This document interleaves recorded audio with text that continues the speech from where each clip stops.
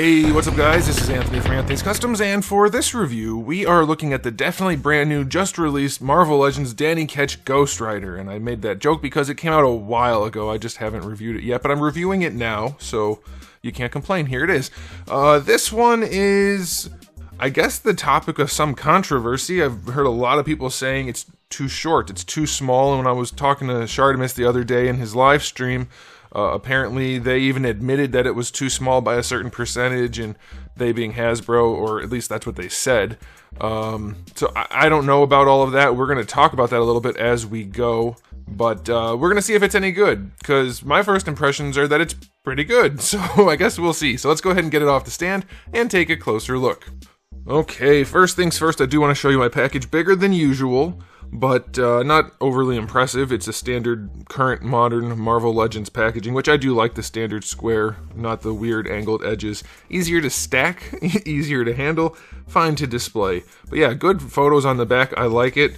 Nothing particularly impressive, but I don't think anybody's expecting that. But yeah, it's a nice, you get the bike, you get the figure. It's not the best looking thing in the world, but you can see through to some flames down there. Yeah, it's fine. It's a perfectly adequate package. Okay, so let's go ahead and look at the figure first, then we'll look at the bike and the figure together sort of thing, because the bike is really just an accessory. Alright, so this guy stands to the top of the skull about 16.5 centimeters, not counting the flames, because that's not helpful for scale.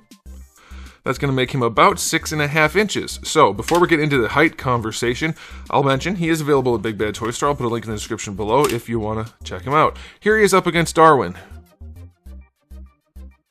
I don't know what people are talking about. I mean, I'm not the biggest Ghost Rider fan. Like, I love the character design and the concept of the character and all that, but I don't know, like, his official height, and I didn't bother to look it up. Okay, I just took a break to look up the heights really quickly. I'm editing in this afterwards, so I'll probably have some comments later that don't align with this, but either way, Danny Ketch is 5'10" as Danny Ketch, and then 6'1" or 6'2", what was it? 6'2" as Ghost Rider. So yeah, he's small. He's not undersized at all. I don't know what people are talking about. What are you guys talking about? What the heck? It's normal size, isn't it? Is Google wrong? What the heck? Because I don't think he's supposed to be that tall. I think he's supposed to be normal. From all the images I've seen, he's just normal height. He's the same height as Darwin. So, I mean, maybe he's tiny bit too short, but he's not like grossly undersized or anything. So, I don't know. I don't know. You guys can let me know about that. And then the other question I have for you guys, this is the question of the day. This is for all of you Ghost Rider fans, or at least people who know more than me, which is probably all of you. How can you tell Danny Ketch and Johnny Blaze apart when they're in Ghost Rider form? Because they both wear leather outfits, right? And have the flamey skull. And they're both drawn different ways at different time periods. Is there a way to tell them apart? Let me know, because I don't know. I probably have been confusing the two of them my entire life, but I don't know. So you guys can let me know about that. So anyway, you guys can let me know about the height and the looks, but I'm not disappointed. It's not like he's grossly short. He's not undersized in a significant way. Once you put him on the bike, it's not going to be noticeable, so I'm fine with that. So let's go ahead and look at the aesthetic of this guy. Solid black plastic for the jacket. It's a little shiny around the chest area, but it's leather, supposedly, you know, so I don't mind that. The finish is okay. The spikes are all just molded crappy silver, but they're good enough. I mean, they could definitely be better if there was a wash and some paint on there, but they're okay. His chain accessory that you can remove is the same as the rest, so it's fine. His pants, molded gray plastic, no paint or anything, but it's a decent enough sculpt. He's got decent enough proportioning, so I don't have like a lot of problems with this guy, really. Yeah, he could be a little bit bigger. The skull is too big for the body, so the body should be bigger, especially with the poofy jacket and whatnot. But I mean, that's a specific thing here. So yeah, maybe you could get a couple millimeters of height out of it by making the whole body slightly bigger, other than the head.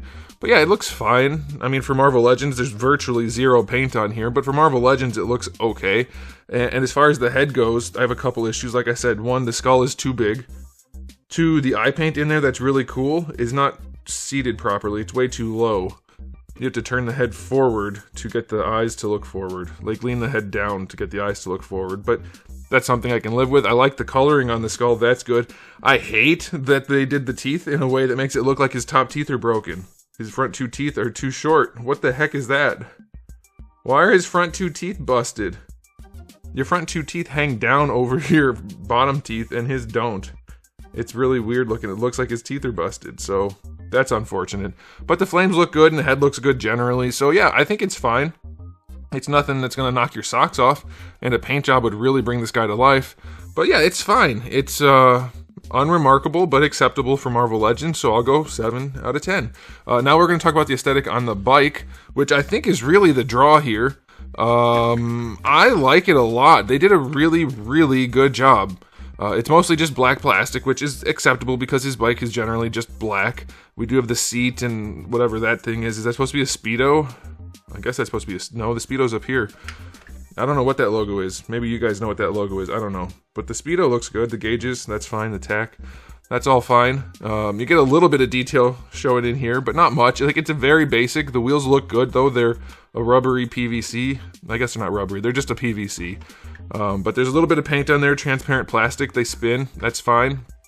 No turning at all. So if you wanted to have like a pose where the bike is maybe leaning and the wheels turned, you can't do that. So that kind of blows. But it's not overly elaborate, but it is perfectly acceptable, I think. And then I guess we can just get into the bike's accessories without going into the accessories, because it's kind of part of the aesthetic.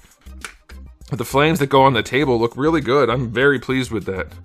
So yeah, the bike's gonna look nice. And as far as him going on the bike, he does fit. I would say, if anything, the bike is a little bit undersized, which I was gonna say, we were talking in that live stream and I said, well, he's probably undersized because it was an old release before Marvel Legends got a lot bigger. And he does sit on it nicely, I'll show you later. But after I said that, I was thinking more to myself, it's likely he's undersized because he has to fit on a bike and they don't want to make the bike too big. But I don't think he's that undersized, and I think the bike is probably still technically too small, but it's passable. So, I don't know. I think ultimately the whole size thing is just, it's not perfect, maybe, but it's fine. He does fit on. I'm not posing him right now because it'll waste too much time, but yeah, he does fit on it. He sits on it nicely. He can hold the handlebars and everything. And yeah, it could be bigger, but I don't think it's like way too small, so the bike is decent. The figure is decent aesthetically. I'll give the bike a 7 out of 10 also. They're both solid. Not like impressive. Paint would go a long way, but they're fine. Now, as far as accessories go, you already saw the 2 flame things for holding the bike up, basically. You get this other flame thing. So this one is meant to, I'll just show you. You set this on your table, and then there's actually a hole, and it pegs on right like that. No, I'm joking. That's not what that's for. That goes under the bike here, like this. Is it this way? It's one of the ways. It's probably this way. And it lets the bike do like a wheelie sort of thing. So that's kind of cool. And that can be used in conjunction with that. There you go. So you can do that. So that's pretty cool. And then the other accessories are just his hands. He's got some alternate hands. And his reused chain whip, which is like almost cool because they did the flame and the silver thing, but the silver really needed to be like shaded just a little bit at the end, faded into the orange rather than a solid cut. That's weird. But yeah, it's a fine set of accessories, so I'll go 7 out of 10 for that as well. It's nothing super elaborate, but it will get the job done. Alright, as far as articulation goes, ball peg. Ball peg for the head. Is this the exact same head as before, by the way? I seem to remember the tooth thing being a thing. So, limited articulation because of the fire and whatnot. So it's kind of lame. The jaw does articulate, so that's good. But the head's got pretty limited range. Shoulders have full rotation, of course, but the jacket gets in the way. They do go out to the side, better than horizontal, so that's good. Bicep swivel is fine. Double jointed elbows. That's fine. Really good range on those, and they're not too ugly. They are pinless, so that's good for you guys. Wrists have a swivel and a hinge. The hinge is slightly offset. That does help him grab the handlebars, so that's pretty good. Ab crunch on this guy leans back. Look at that. No huge pot belly. Apparently it can be done. All the times I've said it, and everybody's like, oh, you have to do that. No, you don't. Look, this ab crunch works fairly well, and it's not incredibly ugly, and the looks don't really affect the range. So he's got decent range. Waist twist is fine. They did drop down hips on this guy. Not entirely sure that's necessary, but they did do it. He can kick, including with the drop down, just up to horizontal, so it's like, why? Because most figures can do that anyway. Still can't get that far out to the side. Like, it's plenty, but it's not anything special, so I don't know why they over-engineered the hips. They're fine, though. Thigh swivel is a thigh swivel. Double jointed knee is perfectly functional. No problem there. That is alright. We do get a boot swivel on either side.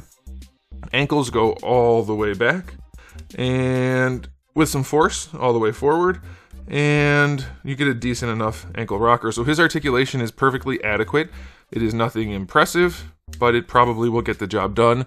So you can probably guess I will give him a 7 for articulation. So, final verdict on this 2-pack. Well, it's a 1-pack with a bike that's bigger than the one, so it's kind of like a 2-pack. It's probably better if you use Darwin. He should be standing just like that on the bike on everyone's display. Why am I dropping every single figure? What the heck? Anyway, okay. Alright, enough goofing around. I think it's perfectly good. Like, it's not impressive. The bike is better than I thought it would be, but it's still nothing special. The scaling I thought was going to be drastic. When everybody was talking about the size issue, like, yeah, he's a little bit smaller than previous Ghost Rider figures, but he's not noticeably small. I've never thought of Ghost Riders supposed to be noticeably big, so he's going to fit in just fine. Like, maybe the heights aren't perfect, but when have they ever been perfect for Marvel Legends? So I don't really get that complaint. You guys can let me know. Maybe I'm off base. Maybe Ghost Rider's supposed to be like 6'8" or something, but I don't think so. I'm pretty sure he's just supposed to be Danny Ketch. And Danny Ketch isn't supposed to be that big because he rides motorcycles, and big guys tend to not do that. So, not that kind of anyway, whatever, you get what I'm saying. So let me know what you guys think about that, but I think it's fine. I'm going to give it an overall rating of 7. I recommend it. If you're looking for a good Ghost Rider bike 2-pack thing, I think it's fine. For Marvel Legends, it's a standard average value and a standard average figure. Nothing super impressive, but nothing super disappointing. So, there it is. Again, there's a link in the description below if you want one. If not, hey, that's whatever floats your boat. Thanks for watching, guys. If you enjoyed the video, please do give it a thumbs up. If you didn't, give it a thumbs down. And if you haven't subscribed, you should. I have new videos just about every single day, and thousands already on the channel. So make sure you come back for all of that. And in the meantime, keep collecting.